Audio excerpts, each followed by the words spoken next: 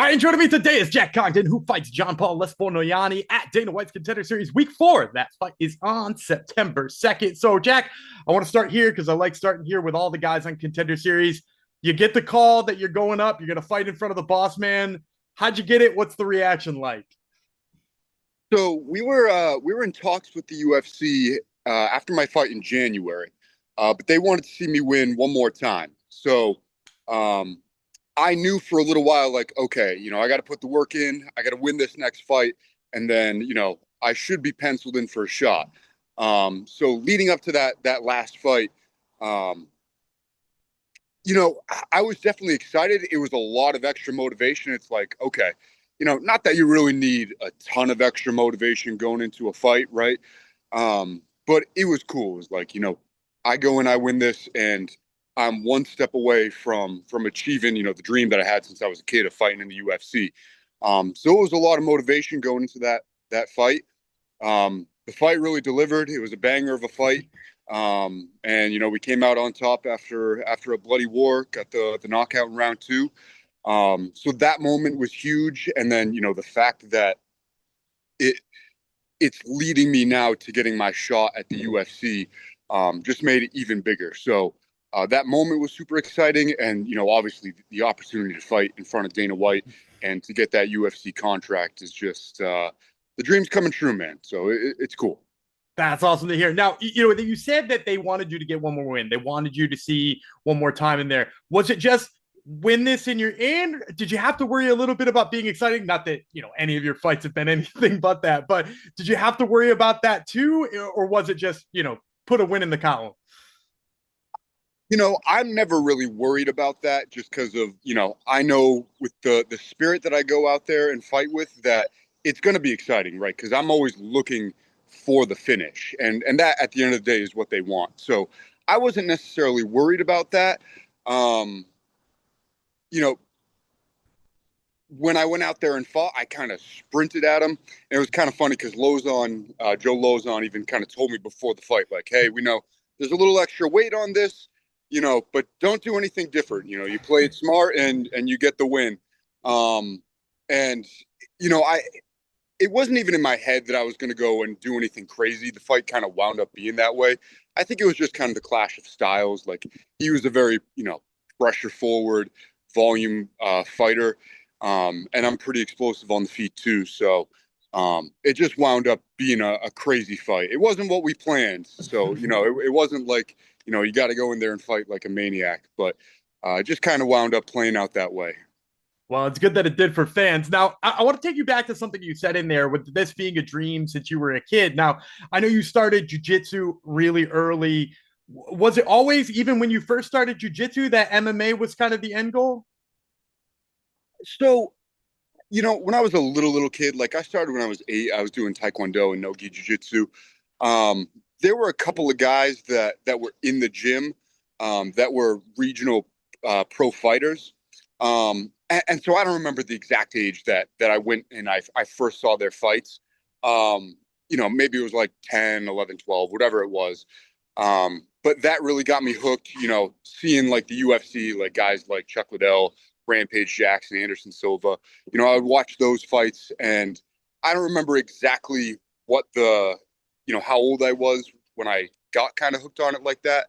But I think pretty much, once I started seeing the UFC and seeing these local fights, I had in my head like, yeah, that's what I want to do. And then what really turned the corner for you in terms of training there? I know you train with, like you said, Lozon, and you got Connor Matthews out that way. A whole bunch of guys who are UFC bound or had already been in the UFC. What sort of helped you flip that switch from going from, hey, I kind of think that's in my future to, yes, this is my immediate future? I think once I did it for real and I had that first amateur fight, it was like then I knew, you're hooked and you just want to keep fighting, keep bettering yourself, keep testing yourself, staying on the path, staying on the grind. I had 2 amateur fights when I got out of college before COVID. Um, and then COVID happened and I couldn't fight for like a year and a half.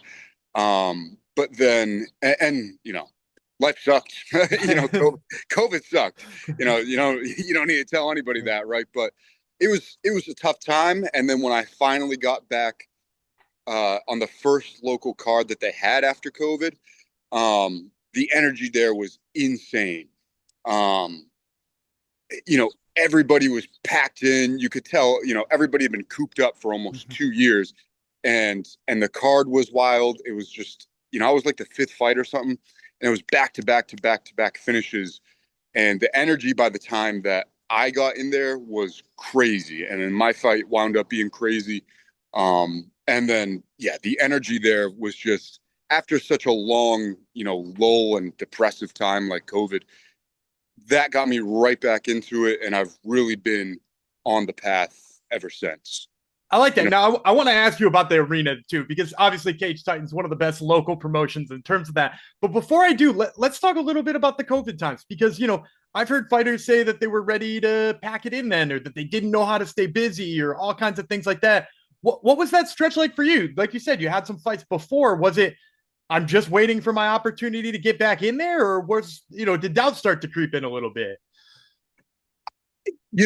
When probably that first year of COVID, it was like, you could train, but they wanted you to wear a mask. And obviously that's atrocious and ridiculous. So, you're trying to get in the gym, trying to do what you can, but there's no competitions really, probably for that first year. And then I got back into it, started, getting a couple smokers in, that kind of thing here and there when we could. After that first year, and then that kind of just led up to the fight. I would say, that I don't think I was ever really ready to like pack it in. MMA was probably like the biggest thing that I had that was like the best for, just not being depressed in that depressing time. I wasn't as gung ho into it as I am now, or, even before getting those amateur fights, just because you don't have any competition, you don't know what's going on in the world, again, the masks thing. But that was really the thing I would say when I could train and when I was in there, that like got my mind right and, kept me from being too depressed and too low in a time that, there wasn't much good going on. So yeah, absolutely. Now let's talk about that arena, because Cage Titans, if nobody's ever been, Plymouth Memorial, one of the most amazing places to see a fight, because the fighters feel like the fans are right on them. The fans feel like they're in the cage with you. The thing is, as you said, packed from the first fight to the 15th fight, or however many there are that night.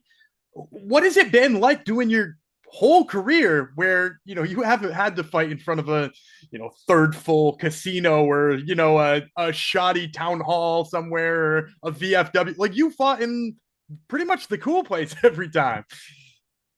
yeah, it's been awesome. I've absolutely loved fighting for Cage Titans. Like you said, everybody's like packed in right on top of you. There's about 2,000 people there, and they're packed into such a tight space that that energy becomes like a bubble over the cage. It's crazy. I've been to other shows, and it's weird. It's like the energy, the vibes, if you're in like an auditorium or something like that, they almost like dissipate. Like you feel that it doesn't like travel or collect the way you would want it to. Where Cage Titans, like I said, it becomes like a bubble. It doesn't disperse throughout the building, and you feel that when you're in the cage. And it really just drives you. So it's awesome. Yeah, I've loved Cage Titans. Like I said, when I was a kid, I saw some of the guys at the gym that were training. They fought in Plymouth Memorial Hall, sometimes for Cage Titans as well. So yeah, seeing that there, feeling that energy as a kid, and then now, training and going through and having my my whole like beginning stage of my career at Cage Titans was just awesome. There's really nowhere like it. I don't think, regionally at all. And Michael Polvera, the promoter there, and all the people that are involved at Cage Titans have always been good to me and my team. And yeah, the people, on the team of Cage Titans are, everybody's cool. Everybody knows everybody. So it's a great experience. Oh, that's awesome. Now, I got to ask, though, because now, yes, you're taking the step up. Yes, you're fighting in front of Dana White. Yes, you've got the big contract-bound fight here, but it's in an empty stadium for the most part. It's in an empty warehouse. Is there a little bit of a letdown of that it's going to be, quiet? You won't have that bubble? I'd, of course, rather fight in a stadium in front of 20,000 people, right? But we'll get to do that. Yeah. So I was in Vegas the other week to shoot like the promos and, all the little clips that they show before the fight goes on. So I kind of, in between doing that, snuck into the back to check out the Apex. And on TV, it doesn't really look like much. It doesn't look very big. But when you're there in person, it's much bigger, and it does have an energy and a vibe to it. So that I was kind of thinking the same thing, like, it's, I'd rather fight in a big stadium, but, what the hell, you're fighting in front of Dana White. This is your opportunity. Like, you're going to get over it again. You don't need, it's a fight, right? And it's a huge fight. So you're going to have the motivation. But being there in person was like, all right, there's a vibe to this place now. So I'm looking forward to it on fight night. I like it. Now let's talk a little bit about the opponent too, because you get Jean-Paul Lebosnoyani, a guy who's fought in LFA and in some big fights in LFA, main events in LFA and stuff like that. When they gave you that as the name of the person who you were going to main event against, what were sort of your first thoughts?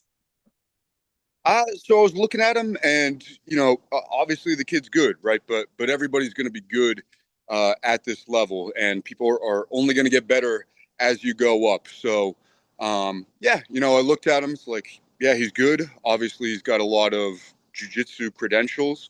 But we started breaking down the film, seeing where we have an advantage, where some things are that we can exploit.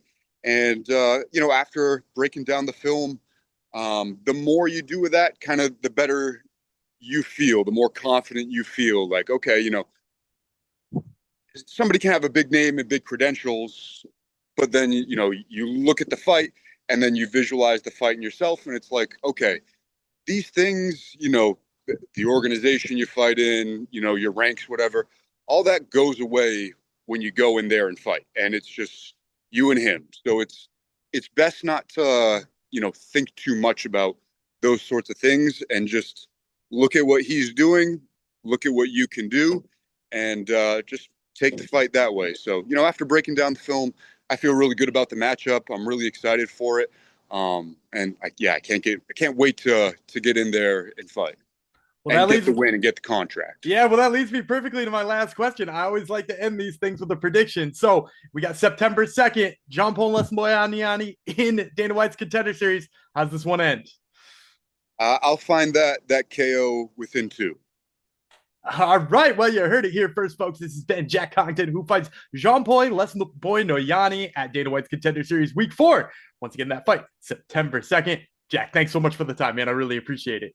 Thanks, Gumby. Thank you for having me on.